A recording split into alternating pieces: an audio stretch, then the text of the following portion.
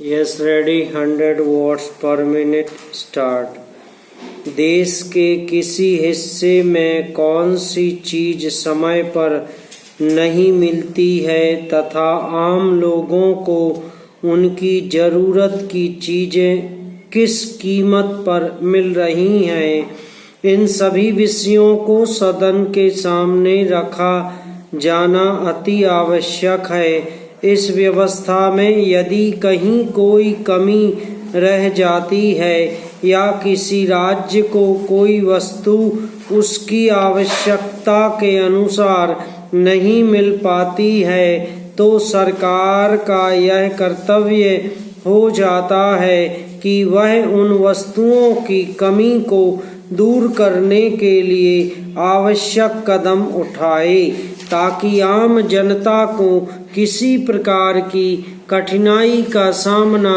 न करना पड़े। पैरा उपाध्यक्ष महोदय, मैं इस सदन के सदस्यों से यह निवेदन करना चाहता हूं कि वे अपने क्षेत्र की समस्याओं को इस सदन के समक्ष प्रस्तुत करें ताकि सरकार को भी पता चल सके कि किस क्षेत्र में समस्या और उस समस्या को किस प्रकार दूर किया जाए। मैं अपने अनुभव के आधार पर यह कह सकता हूं कि बिहार में पिछले चुनाव में बड़े स्तर पर गड़बड़ी हुई है।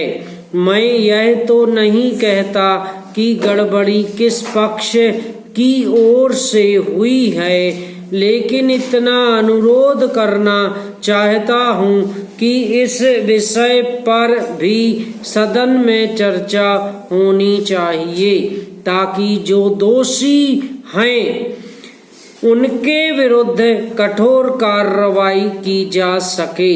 इससे भविष्य में किसी प्रकार की गड़बड़ी की संभावना नहीं रह जाएगी। भारत एक प्रजातांत्रिक देश है, लेकिन इसलिए इस देश के सभी नागरिकों को चाहिए कि हम प्रजातंत्र के सभी नियमों का पालन करें। चुनावों के समय में कुछ ऐसे तथ्य भी सामने आते हैं जिनका संबंध ना तो किसी पार्टी से होता है और ना ही किसी उम्मीदवार से, फिर भी चुनाव में गड़बड़ी होती है। जहां तक मैं समझता हूं, यह इसलिए होता है कि चुनाव के समय जो सुरक्षा व्यवस्था चुनाव आयोग द्वारा की जाती है उस व्यवस्था में कुछ न कुछ कमी रह जाने के कारण कुछ तत्व इसका अनुचित लाभ उठाकर चुनाव में गड़बड़ी करके सारी शासन व्यवस्था को बदनाम कर देते हैं। इसलिए इस बुराई को जहां तक हो सके जल्द से जल्द दूर किया जाना चाहिए।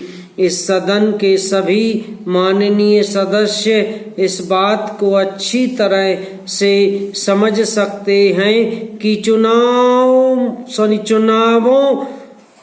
के दौरान इस तरह की गड़बड़ी से सरकारी व निजी संपत्ति का बहुत नुकसान होता है, जहां तक कि निर्दोष लोगों को अपनी जान से भी हाथ धोना पड़ जाता है। पैरा अध्यक्ष महोदय, मैं आपका अत्यंत आभारी हूं कि आपने मुझे इस विषय पर बोलने का अवसर प्रदान किया है।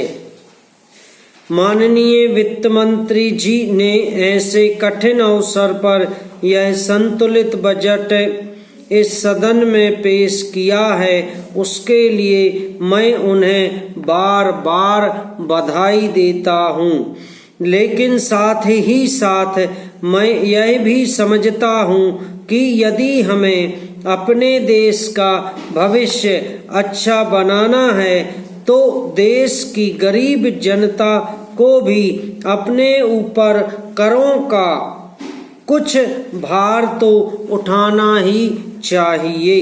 यदि देश में यदि हमें देश का विकास करना है तो देश की उन्नति के लिए, विकास के लिए सारे देश की जनता को कर का बोझ सहन करना ही पड़ेगा। समाप्त।